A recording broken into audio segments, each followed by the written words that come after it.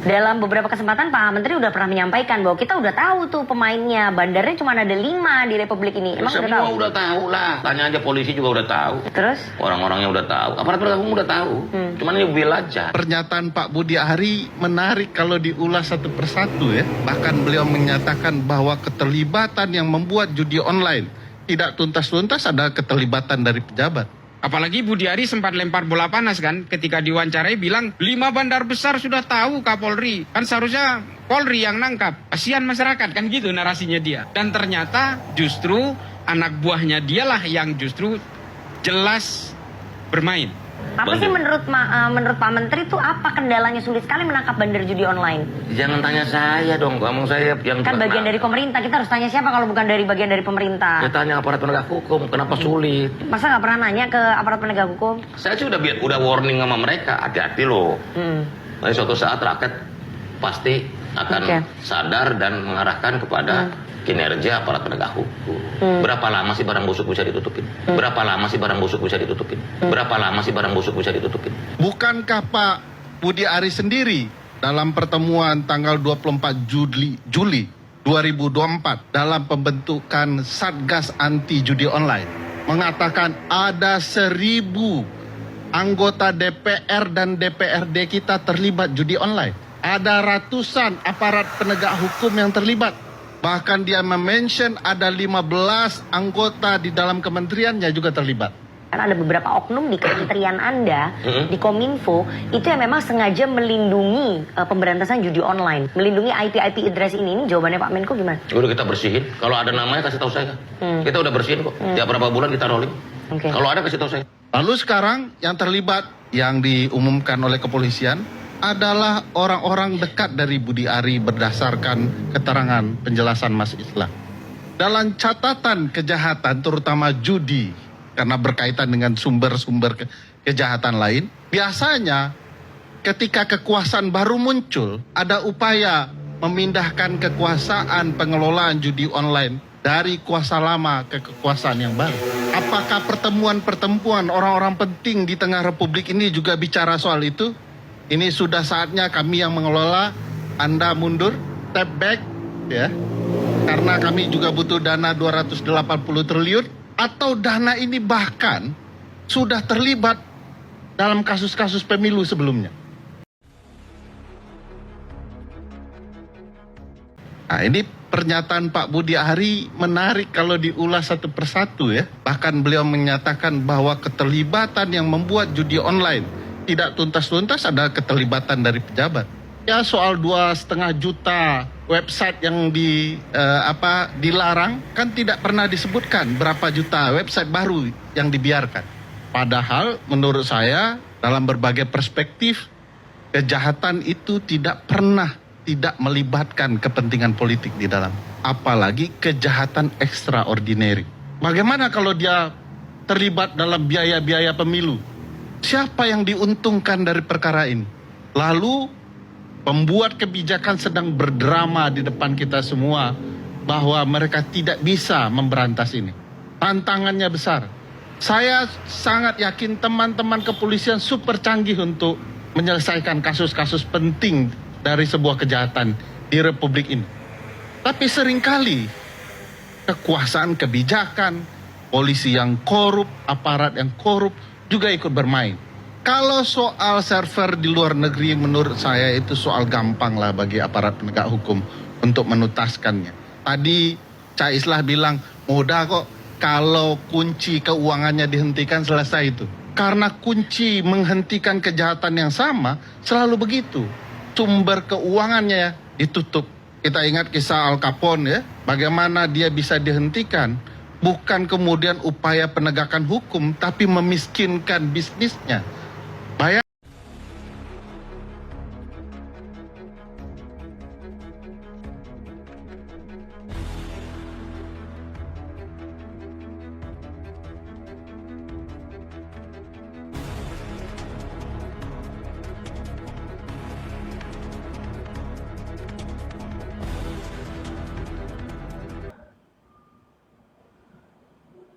Guru Zending, apakah mendengar saya? Waduh, tadi minta naik dinaikkan nggak ngomong ini. Ketiduran atau bagaimana ceritanya? Guru Sending? Oke baik, terima kasih. Sepertinya beliau tertidur barangkali ya. Oke teman-teman, terima kasih ya sudah bergabung malam ini. Saya izin mengakhiri live dulu jam segini.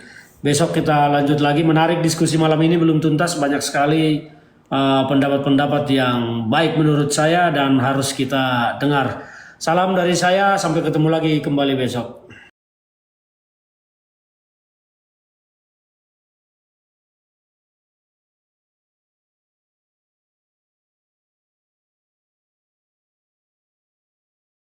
Berapa kios yang masih berjalan, dilihat aja, itu kan udah kenyataan, nggak mungkin nggak gitu loh.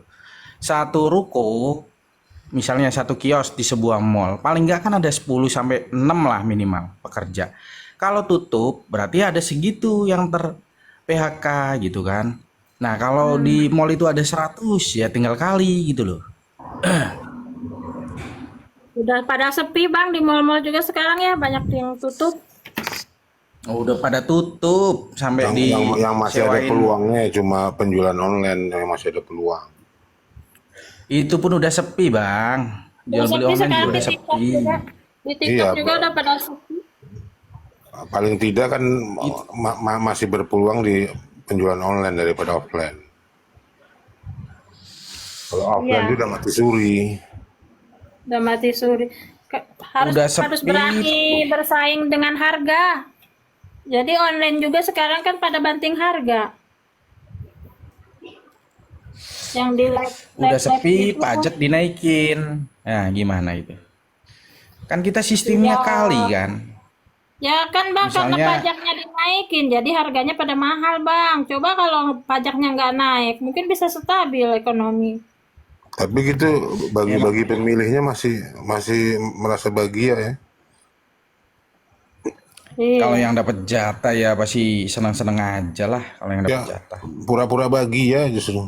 Hasilnya susah. Pura-pura bahagia, bener. Kan sebetulnya di zaman kemarin tuh ada buzzer, Bang. Saya aja kalau ngomen pemerintah itu bisa ini loh, 30 lebih loh yang Ya, dulu balas kan ada komen saya. anggarannya. Kalau sekarang kan udah nggak ada anggaran buzzernya kan udah nggak ada.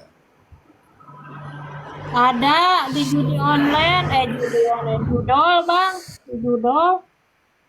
Kan dibiayain judol. Asal kritisi pemerintah itu bisa 30 lebih yang hujat saya. Itu siapa kalau bukan buzzer?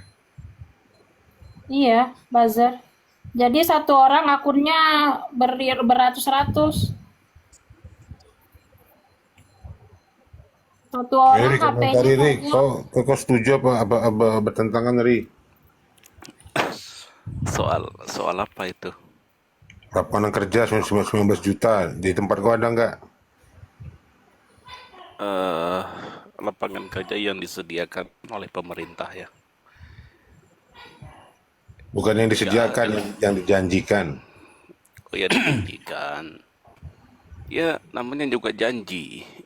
Janji itu punya dua kemungkinan, ditepati atau diingkari itu. Wah, namanya janji itu utang Ri, harus direalisasikan. Iya, pada dasarnya memang hutang itu, tapi pemerintah selalu membuat sesuatu yang tidak ada hubungannya dengan kontrak politik ya. Kontrak politik itu kan artinya apa namanya, visi misi ke depan itu sesuai dengan apa yang dia ucapkan, apa yang dia janjikan waktu kampanye itu kan. Waktu debat pilpres misalnya, kan dari situ kita bisa menilai itu, kita pilih dia berdasarkan itu. Lain lagi daripada macam Termul. Kalau Termul dia bilang saya milih nggak berdasarkan janji itu, saya memilih berdasarkan kinerjanya dia. Kan calon itu tidak semuanya datang dari pertahanan, ada yang datang di luar daripada pertahanan, kan belum punya kerja tuh. Jadi dia mengandalkan janji. Kan itu kan. Ya, Iya, tapi sejumlah- dikibulin. Tapi kan tetap Saya rasa. harus ditepati, saya namanya janji. Iya. Kalau amanah. Iya, kalau kita lihat ya, 19 juta lapangan kerja juga tidak cukup seandainya itu ditepati itu. Apakah dia mampu mengurangi angka kemiskinan? Tidak mampu juga. Tapi kan setidaknya ada janji yang ditepati lah. Saya terus berkurang Iya, juga maka pengangguran. di pemilu kemarin saya meyakinkan pada orang-orang, pada teman-teman terdekat saya. Saya mengatakan jangan pilih Prabowo Gibran. Kenapa? Bapaknya menjanjikan 10 juta lapangan kerja tidak ditepati, apalagi 19 juta. Berarti polanya sama, Sel, ya? Polanya sama. Iya, iya, logika kita kan berpikir begitu. Kenapa dia berjanji malahan lebih daripada bapaknya? Bapaknya nggak bisa tepati, kok anaknya berjanji 19 juta tuh. Seandainya ditepati, artinya anaknya lebih Lebih bagus, lebih baik lagi. lebih bagus dari bapaknya, lebih pintar dari bapaknya itu. Tapi pemilihnya kan masih percaya, Sel, ya? Padahal udah Iya, dua ditipu tuh, ya. saya juga bingung Nah, ya. Nogi. Saya juga bingung Tapi kenapa. menurut saya ya, saya mungkin kemarin itu memilih Prabowo itu bukan ke lapangan pekerjaan, kayaknya ke MBG deh. Yang lebih ini, Iya, yang lebih iya dominannya ke itu. MBG mereka. Kan mental bansos. Ya pada dasarnya kan, apa namanya, ya kita sulit menjelaskan dengan seseorang yang cintanya sudah cinta banget. Kan Cinta ya, mati. mereka itu Kalau saya dulu gini, Cinta apa fanatik, saya Sel? dulu milih Prabowo, saya pikir itu dia tidak akan terjerat dengan orang-orang lama gitu loh. Nah, begitu pengumuman kabinet, terus terang saya kecewa. Lah kok orangnya Tapi itu dari awal kan udah Gitu loh. keberlanjutan dong. Kan udah jelas kan. Kan udah melanjutkan, Bang. Berarti Bukan, abang ini maksud pemilih saya Prabowo kemarin 2024. bukan. Itu kan saya pikir strategi politik. Begitu udah berkuasa kan dia kan berkuasa penuh gitu loh. Saya pikir itu Bunda begitu. Elisa kok turun. Naik lagi, Bun. Ya berarti abang pemilih Prabowo kemarin. Iya, saya pikir dulu itu ini terjadi perubahan orang baru semua gitu loh. Bukan dibayang-bayangi orang-orang lama. Ternyata sekarang orang-orang lama lagi. Feelingnya nggak kuat berarti itu. Ya, Kalau saya dari awal udah nggak percaya itu. Karena apa? Dia udah terkontaminasi di 2019 masuk kabinet Jokowi. Itu udah jelas itu. Nggak akan mungkin dia lurus. Ya buktinya sampai hari ini kan. kalau masih orang lama, saya jamin pasti sama sama masih orang-orang lama. Iya, pastilah. Tapi kan setidaknya ada orang yang sadar gitu loh, kayak Abang Albert ini kemarin memilih Prabowo, terus sekarang Abang tahu dengan real kenyataan sekarang Abang menyuarakan gitu kan, ada kritik gitu. Jadi nggak berdiam diri gitu. Terus bela-belain karena takut junjungannya beginilah begitulah kan, takut dimakzulkan lah. Kan ada yang kayak begitu, Bang. Jangan dengan alasan strategi lah, masih dalam proses lah.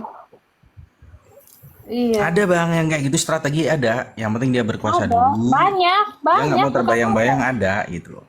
Tapi ternyata Prabowo ini nggak berani dia. Nggak ada bang. Kalau saya bilang bukan strategi itu pembodohan aja itu.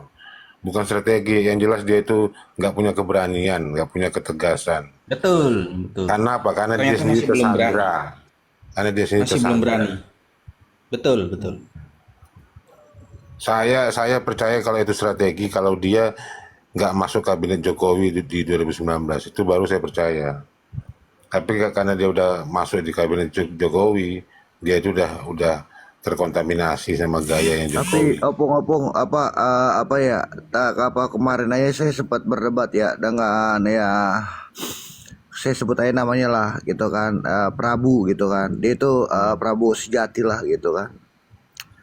Saya berdebat sama dia tuh, saya menanyakan ke dia, terus dia menanyakan balik. Saya bilang tadi, Saya menanyakan tentang indikator Prabowo Subianto itu untuk apa? Untuk melepas sampah-sampah yang ada di kabinet dia itu apa? Dan kebijakan-kebijakan Prabowo Subianto itu yang untuk rakyat sampai saat ini mana? Dan dampaknya rakyat itu untuknya mana? Tidak ada. Terus dibalikin tentang masalah kebijakan Prabowo Subianto yang dilanjutkan apa? Kebijakan Jokowi yang dilanjutkan Prabowo Subianto apa?